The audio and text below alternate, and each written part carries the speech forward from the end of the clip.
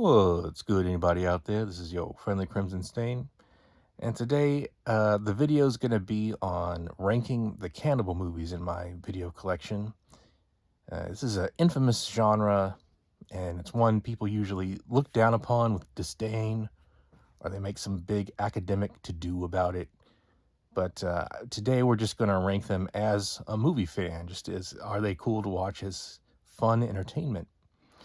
So as you can see, I do have some material here. I've been educating myself on the genre. With this, also have this here. This is a pamphlet originally from the late 19th century, and it was just kind of an overview of cannibalism around the world. It does cover some of the places we'll be talking about in these films. There is some slight historical basis to some of this stuff. For instance, the Yakumo are mentioned in this pamphlet, so they were well known even in the 19th century. Anyway, and as far as how I've got 12 movies here, how I picked them these are just the Italian cannibal movies, as opposed to, there's a ton of movies with some aspect of cannibalism in them, from, obviously Texas Chainsaw Massacre or Silence of the Lambs, stuff like that. But I'm not talking about those. This is just the Italian cycle of cannibal movies starting in the 70s. And, I've got most of them. There's a few I don't have. There's a few Joe D'Amato and Jess Franco cannibal movies out there that I don't have, but those are pretty minor compared to what I do have, so I think it'll be fun to talk about. So let's get started. All right, here is number 12. This is In the Land of the Cannibals. This is a 2003 effort from Bruno Mattei. Bruno Mattei, you might know him. He goes way back. He's made a ton of movies. I think going back to the 70s, definitely some 80s stuff. But even in these last years of his life, I believe he died around 06, 07, something like that, he was still making movies like this one here. This was, like I say, from 2003. It's shot on digital video, and this is a very odd duck. This is a mashup of Cannibal Holocaust and Predator. He's quoting these scenes almost verbatim, but in a movie that cost about $90. So if that sounds pretty interesting, it is. Now, to watch this whole movie, it's kind of why it puts this one in last place. When you actually commit to having to watch the entire thing, it might grow a little tedious. There was no money for like style and great stuff. It's basically just this absurd premise is what's going to carry you along to the end. And if you could edit this down to maybe like a 30-minute highlight reel, it would be super amazing. But anyway, this is number 12. So guess what? This is an awesome genre if this is the worst film. All right, next up, number 11. Guess what? It's the other cannibal movie Bruno Mattei made in 2003.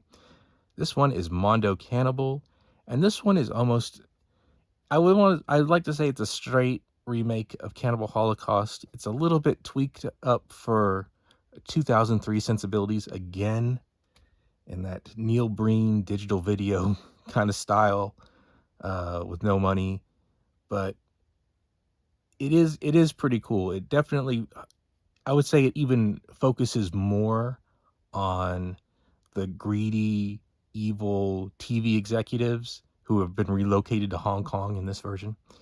And it actually does do a pretty good job of continuing Cannibal Holocaust's indictment of mass media and greedy corporate, television stuff. So again, same thing here. If you could make a highlight reel out of this one, it would be great. Sitting through the whole thing is a commitment. So that's my number 11. All right, now coming in at number 10, we've got 1985's Massacre in Dinosaur Valley. This one goes kind of back to the roots of the cannibal film, because originally the cannibal films were more survival type films, and this one is what this one feels like. The cannibals are more incidental, because we've got a group of city people. They're in a small airplane that crashes. The way they film the plane crash is pretty awesome, pretty funny. And then things only get worse from there. This is one doomed voyage for sure. So between the backstabbing, the other even worse people they meet out in the jungle, plus the actual cannibals, it's it's crazy. I'm glad I wasn't on this voyage, but it doesn't quite have the gut munching cannibal intensity of the more infamous movies in this list. So that's why this one is number 10. And coming in at number 9, this is 1977's Emmanuel and the Last Cannibals. This one was directed by Joe D'Amato. I think he did 2 or 3 of these cannibal movies, and this is the only one I own currently. And unfortunately, it's not that great, really.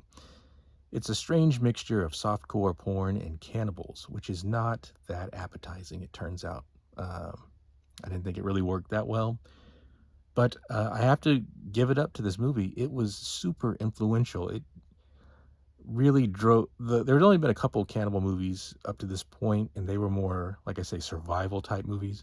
This one, the things that they put into this film start showing up in the more infamous cannibal movies just a couple years later. So they really struck on something, despite the absurdity of, making a Emmanuel cannibal movie. But there actually is a reason why I think they picked the Emmanuel series to make into a cannibal movie. And we're going to talk about that in another one of these picks coming up. So that'll be an interesting little history factoid there. But also the best thing about this movie is the soundtrack, which was done by Nico Fedinko. It always sounds wrong when you say his name, but I think that is how you say his name. It's an awesome 70s, unmistakably 70s soundtrack.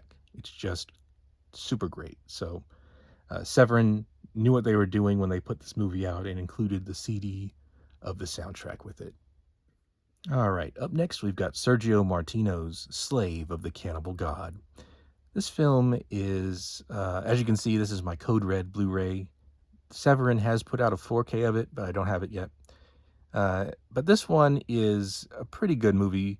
It might not be Sergio Martino's best genre, but he does a competent job, and it is pretty interesting. There's a lot of wild stuff in this that makes it worth seeing. And it's basically just a story of Ursula Andress and Stacy Keach. They're on a rescue mission to rescue her husband who's disappeared on the Cannibal Mountain. That doesn't sound very good. But along the way, them and their group, they start getting picked off one by one. It's kind of what keeps the interest in the story going. There's a pretty gory death every so often, and so the gore, it's not over the top yet, but it is present, and it's getting worse. We're getting more violent stuff. So that's cool. Like I say, this one again, not the best, not the most infamous, but certainly a worthy entry into this cannibal genre. All right, coming in at number 7, this is Jungle Holocaust, also known as The Last Cannibal World, and it's actually made by Ruggero Deodato. This was his first cannibal movie. They say Umberto Lenzi was going to direct this, but that fell through, and he ended up making a different cannibal movie later on, and Deodato got his chance to make this one. So that's the story, I believe. Now, this one, again, the focus here is on survival. There is a showpiece, cannibal chow down, scene, but mostly it's just this guy. He gets lost in the jungle, and he gets basically, really messed up on this journey. But it's said to be based on a true story, but is this, just another Fargo type thing they just added on for to make it more mysterious? I don't know, but I think there's maybe some National Geographic article that has some whisper of, some hint of what they made the story into with this. So obviously very sensationalized, but pretty cool nonetheless. It's just not. It's not. We haven't really got to the sleaze factor yet. If this is if you think this movie's sleazy, you ain't seen nothing yet. So that's Jungle Holocaust. All right, coming in at number 6, this is Umberto Lenzi's Man from Deep River, obviously also known as Sacrifice and a few other things.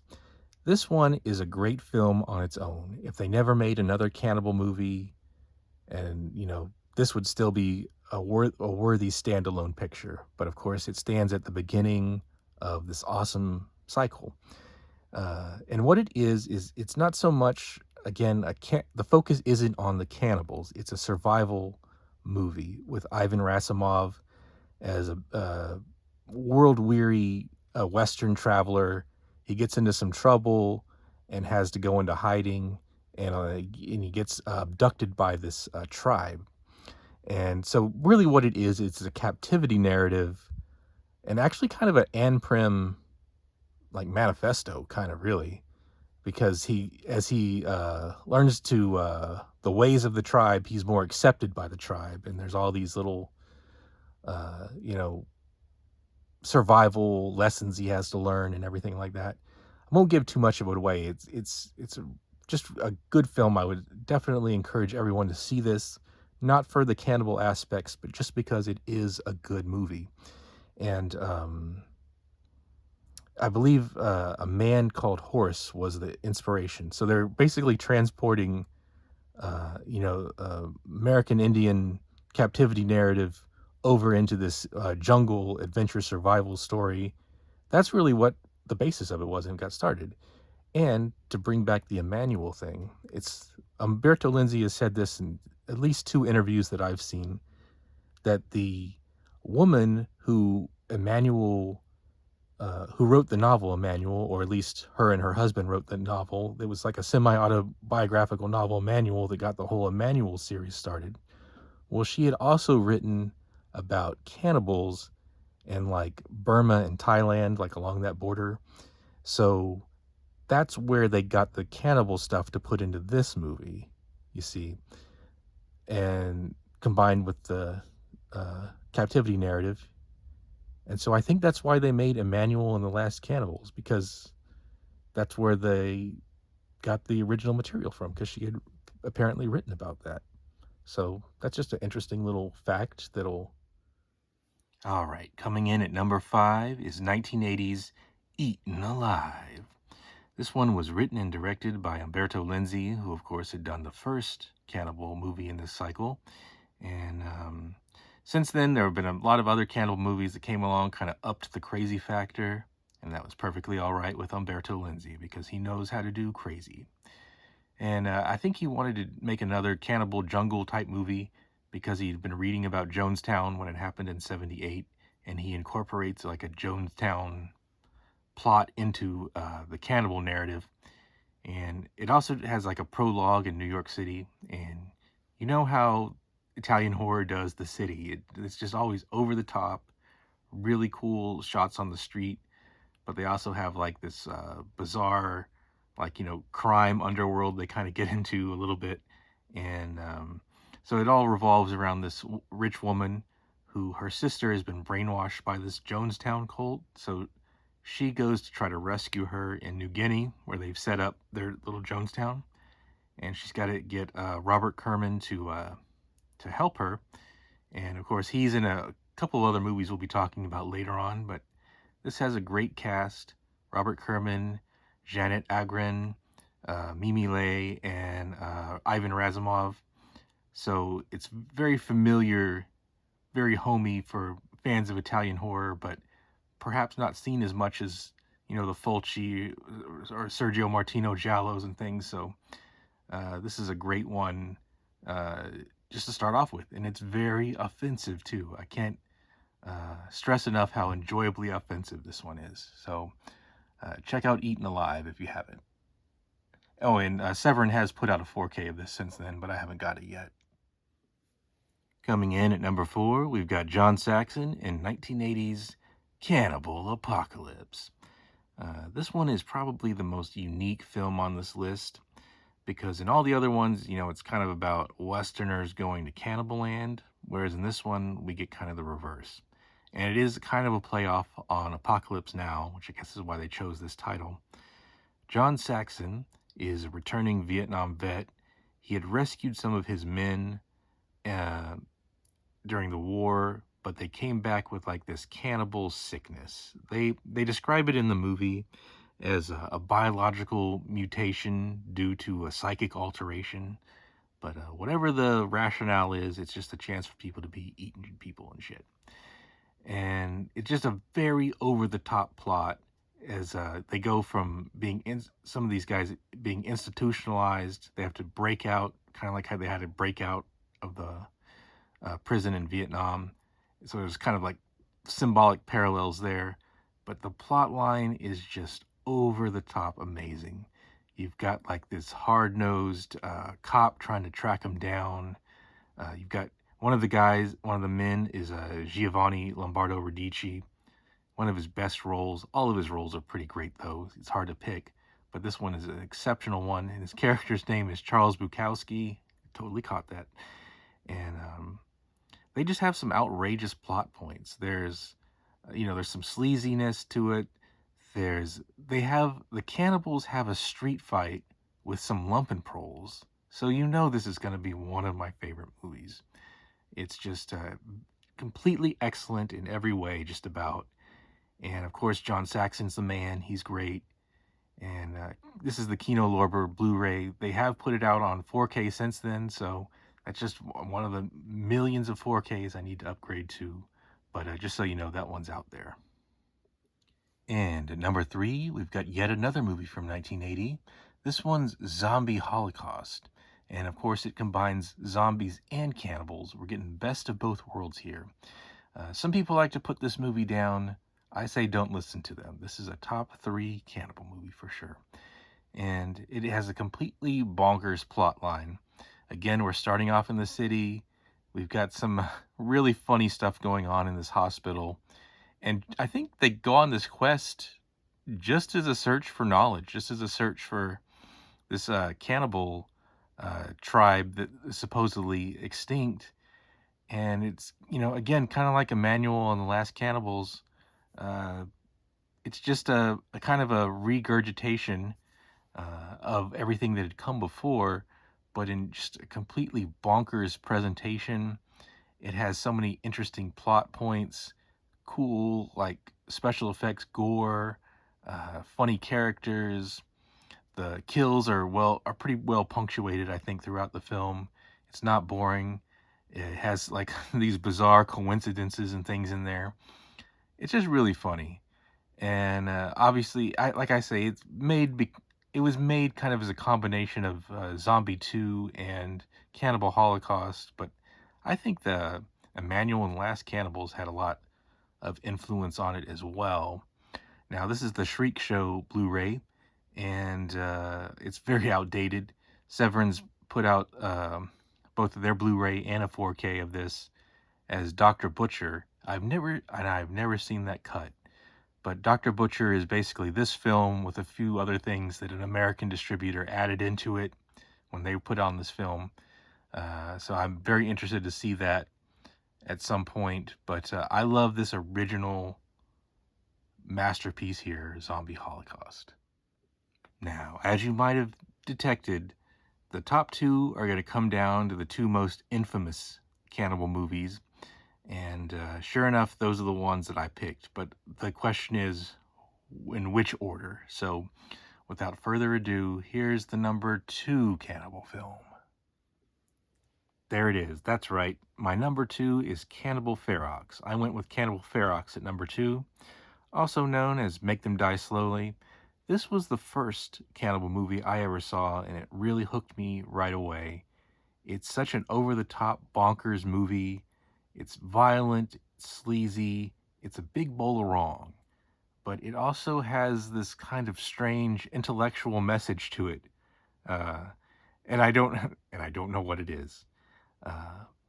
But what I can say about it is that in The Matrix there's the desert of the real, and I think Umberto Lenzi with this movie he made the jungle of the real.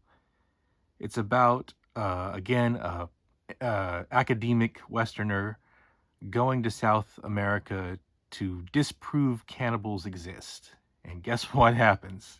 And it has like a very strange ending. And that's what I don't particularly understand what his message was. But what I get from it is that In civilization, reality is focus grouped. There's bureaucracy involved, there's academic scholarship involved. It's kind of done by committee. And the way Umberto Lenzi ends this film, I think he wanted us to think about that process and how the sausage is made. Not just human sausage, but this mental, landscape we decide upon, and obviously this was made after our number one film we'll be talking about, and that one has a huge intellectual component to it about mass media and reality. And I think Umberto Lenzi wanted to top that, and so I think some people think he did. This is number one with a lot of people, and it's, like I say, just an excellent, excellent film. It has a lot of over the top fun stuff to it, but it is a very well plotted, gory epic of cannibal devastation. And at number one, the ultimate cannibal film of all time is, of course, Ruggero Deodato's Cannibal Holocaust. This is, some would say this is the most basic pick you can make, but in this case, the basic people have it right. This is, of course, the most infamous, well-known cannibal movie. People who don't even know about horror know about this one just because they heard so many strange rumors about it.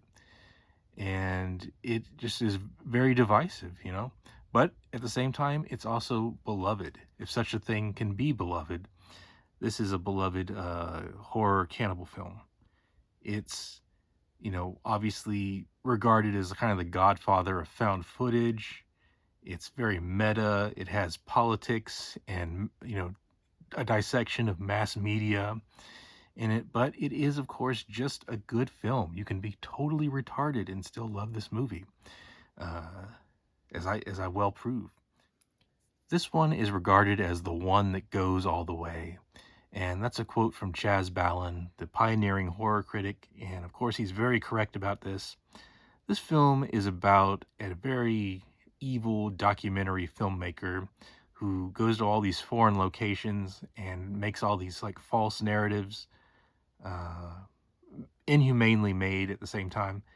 And guess what he runs into in South America, And so we've got Robert Kerman back from Cannibal Ferox and Eaten Alive. He's, again, another professor, another academic type. He's going on a rescue mission, or at least recovery, trying to recover the footage that was filmed. And that footage is what forms the basis of, this strange, mysterious narrative about what happened to these people and what are they going to do with the film. These no less evil TV executives that got their mitts on it. So this film is just really great. It's kind of, they get the germ of the idea from like Mondo movies from the 60s and 70s, which it's kind of hard to get objective critiques on those films now because they were so much of their time. And now seen through modern eyes, it's a big mess. But at least we have got this film out of it. I'll say, the cannibalism aspect of Italian horror is, of course, always copying and recopying and recombinating genres together. And of course, if this movie is kind of inspired by Mondo movies, well, there's other instances where Mondo movies end up recycling cannibal footage. Like I think there's a Mondo movie called Inhumanities 2, which recycles footage from Eaten Alive, I think. So it's all a big cannibalistic cycle in itself. So even though there's not that many cannibal movies per se, there's only this handful that we've been talking about, as compared to zombie movies and vampire movies. The influence on them and the intellectual impact, I think, is way above just the mere number of films. And that's why I think Cannibal Holocaust really exemplifies them all and is at number one. So that's my list. I guess I've said pretty much everything I need to say about it. But I just encourage you, if you haven't seen these films, go check them out. Hopefully I've piqued your interest. And if you think you're brave enough and you can handle it, go out and check some of these things out. I have a podcast on Spotify. It's Grave Wax Podcast, and I've covered Cannibal Holocaust and Cannibal Apocalypse on there. So if I don't see it why you would, but if you wanted to hear me talk more about cannibal movies, I've got those episodes out there. So hopefully, uh, this is my inauguration video of spooky season, and I hope everybody's having spooky time. Maybe you should throw some cannibals into the mix, and I'll talk to you later.